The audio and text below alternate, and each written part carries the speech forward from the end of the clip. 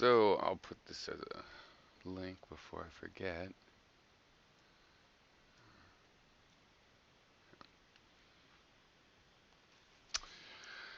Okay, so helpful. I do think that I'm being helpful. I characterize this as providing information. And you ask me why argue my point, given how I characterize things. And the answer, which I'm pretty sure I've given before, is to see if you can learn it, to get feedback, to see if I can learn your feedback. Memorize, know your as much as possible about your system. And what I find interesting about this hobby is that some people you can kind of figure out. And by figure out, I mean it's kind of like this concept of solved in a game, computer analysis like checkers. If when a new subject comes up one day on the news and you can figure out what their position will be, right? And it's impossible to do that perfectly with anybody, but sometimes you get to people where you kind of have it figured out, and it's not that they're not smart or anything, or you're smarter than them. It's just like you get a little bit of an idea, but it's never perfect. I like that aspect of it. And I also like that there's people that you never know where they're going to come down in the next subject, and figuring out the relationships between them. I think this is helpful. Um, and I think it's funny that that kind of characterization you is like you think that's more, and this is the feedback on it, other times as well. I think is that it's condescending. Like I don't even care about your guys' opinion. Whereas you saying other people need your help enough to just give your help for years and years and years, and that's less condescending. And I thought this was a good metaphor. I didn't hear you engage with, but if you have I've had Christian friends, and some of them, they think you're going to hell, and they figure out you're a good person. They can preach at you all the time, or they can just give you information. Notice when, yeah, you haven't something hasn't occurred to you, you haven't looked at something from a certain perspective. They might notice that, but sometimes they think they're telling you that, and you have thought of it from that perspective. So, for example, you're trying to be helpful and tell me what you mean by circular. I know, and I don't understand why you're not getting. I used A and B. I don't understand. I'm not. You're the one that said the account from the first person perspective is purely historical. It happens to be historical, but that's also the direction that logical argument takes from one set of facts to another. I'm saying that A is the set of facts as our first person experience. If you cut a bunch of lumber, you draw a bookcase and you cut a bunch of lumber, your confidence that that can be assembled into a bookcase is based on the set of information that you have about how construction works, how the fasteners will work, and also on the measurement, the experience of looking at the measuring tape. That's the complete set that you make the deduction that it will be possible to build the bookcase. So those are the principal facts, the antecedents, from which you derive your theory of how the mechanical universe works. And it's going to be like that forever, that the derivation goes in that direction. See, the problem with the third person universe view is the axioms have no justification. You have to assume them, and they have to come from somewhere. The, the idea that they're self proving, they aren't. They're abstractions deduced from the stream of information. Everything we know is. And when you did the experiments yourself, you yourself read about the experiments. You believed them. It was from the information in your film strip, right? And the reason it's a whole film strip is because it's the whole data set, not It's not your historical progression figuring things out. It's the data set. We know it's a boundary condition that we're deducing it in that direction. So when you say, well, I've deduced the first person from the third person, well, there's two problems with that you're the one that doesn't seem to be hearing.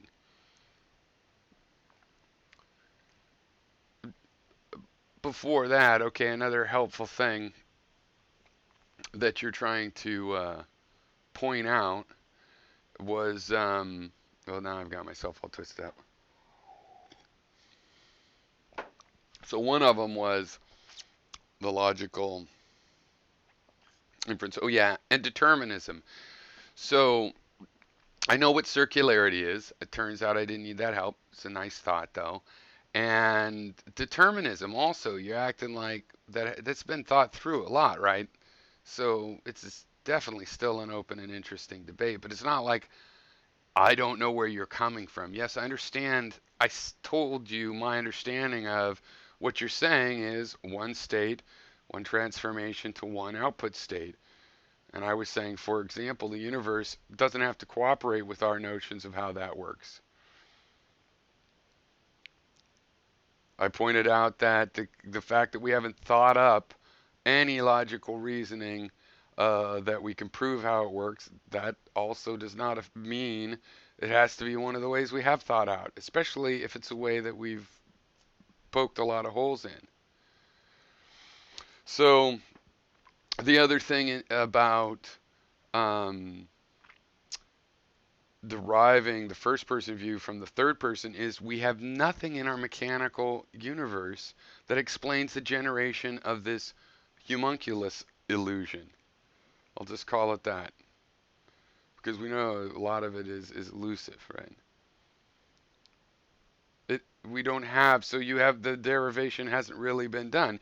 It's just like the sun appears to rise. I can derive that from modern solar mechanics that the earth is spinning. I can derive that it looks like the sun's coming up. Derive that how it looks like a first person point of view, and that means the universe is still doing whatever it is we're calling feeling because we know that happens. So that derivation in that direction actually hasn't happened. What you have is some models about how it could happen. That's different. That's still going in the same direction of abstraction, of being based on this data. And then you get other output data sets and you analyze those and you get more and more abstract. And it's a logical inferences that I'm talking about that when you want to loop back, and then you're actually arguing that the first person, somehow doesn't really exist. It's just a property, and so it doesn't exist. To me, it doesn't matter if it's emergent or whatever, any possible meaning that those words have. There's a spectrum of meanings. It won't change that we're both mechanical in the sense that we're materialists. We believe stuff really happens. There's conservation of energy and information and various things actually exist in that sense. They're reliable and consistent, right? We both believe that. But I'm deriving it from my data. You're trying to say that this data comes from it. You're just modeling for good purposes, but you're modeling this. This is what you're really modeling. No, I'm modeling the outside world. No, you're modeling the information in here, which is consistent with this idea of an outside model. So I think, is that not helpful? Because I know about determinism. I do. I get it. I understand why. I told you I've entertained the idea of determinism. And as far as being the leader of the movement, yeah, when I was younger, but see, I had this thing where I moved around schools a lot when I was young, and I understood a couple different things. One, how groups, people one on one or a few at a time. Always have liked people in groups. I, I they just seemed really stupid when I was young. Flawing myself, flawing the world, flawing all of the above, whatever. That's how I've always felt when I was young. And I attribute it to moving around a lot.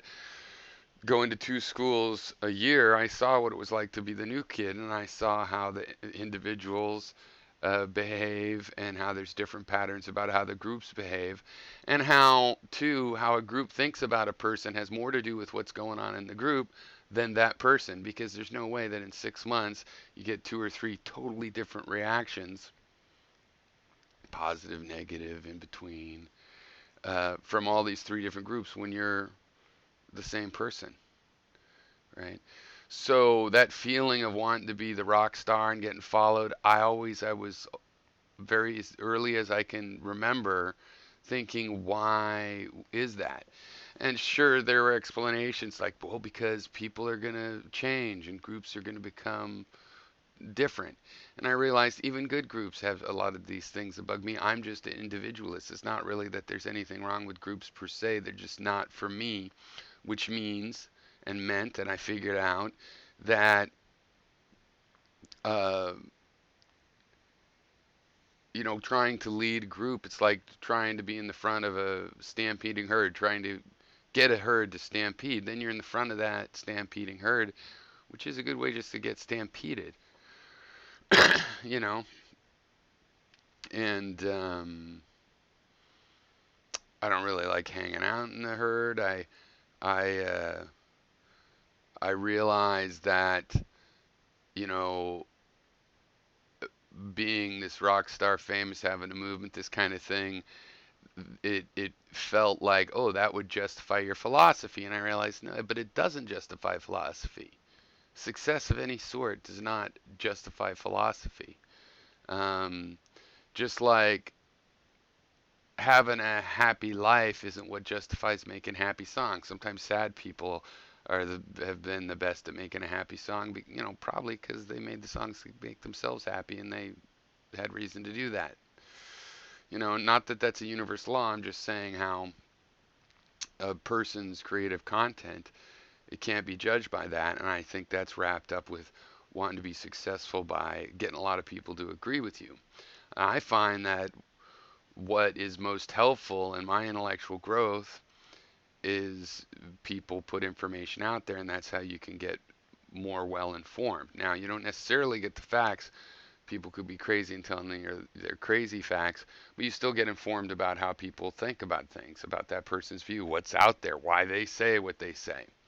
And when they claim facts, you can go to Google and stuff and use it as a search and find out the real facts because they mentioned the other ones. If you take some skepticism with you, right? So we all grow from this conversation, and I often have just wanted to listen to people in my life. I don't seem much like that kind of person. I like also to share what it is. So I feel there's a natural balance there. But when I have wanted to just collect information, and sometimes it does happen with people that I don't want to interact with, even as discussion colleagues, but I'm still interested in what goes on. Um, I do share to the degree that, if I ask a question, then I'm willing to give an answer. I disclose my views. Um, and, why argue my point? To see if you can understand my point. And generally speaking, you've understood a high percentage, rare on the bell curve, and not over 50%, but I mean a higher percentage than most people. My general experience is that no, people don't really get my position on these things. And people seem to mischaracterize them, but I'm pretty sure it's because there's a difficulty getting it, just wrapping their head around it. I think differently than other people. And yeah, a lot of it goes throughout my life, but I could think of new and old ideas. But as far as the coming from an angle that people don't quite get, yeah, but I think it's exceedingly empirical. That's how I got to this. 'Cause I was a young science geek myself, but I also like poetry, whatever. I think that's well rounded, but I always like science, and I realized this is the data set. You want to go back and learn more about the world? Well, there's a bunch of data already that still, and things that have already happened that we haven't extracted. Right? So, um,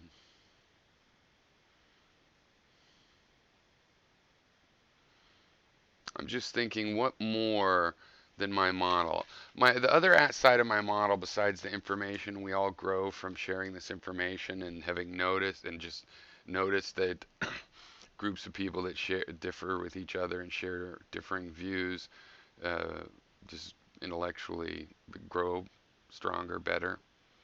But the other side of that, I guess, that isn't, but I also say this often, is, it's a hobby. I'm interested in ideas.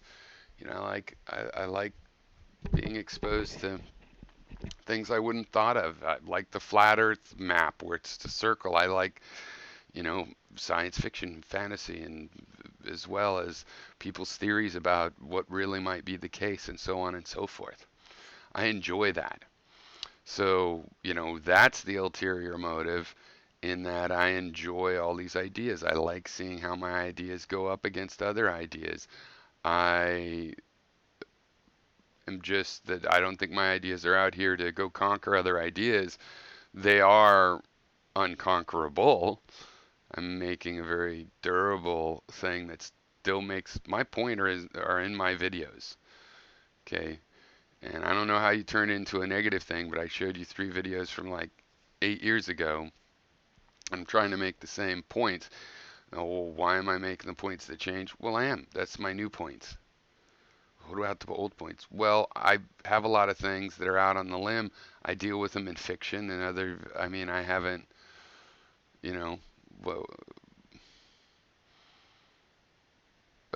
I not sure if it's good to oppose the Democrats or not. Well, now I am sure, but there's things, and I think I say those too, and those just go by. But I mean, epistemological things and these things, yeah, I happen to have opinions, and it's not because I'm not exposed to what a circular logic is, right? I think I don't understand why.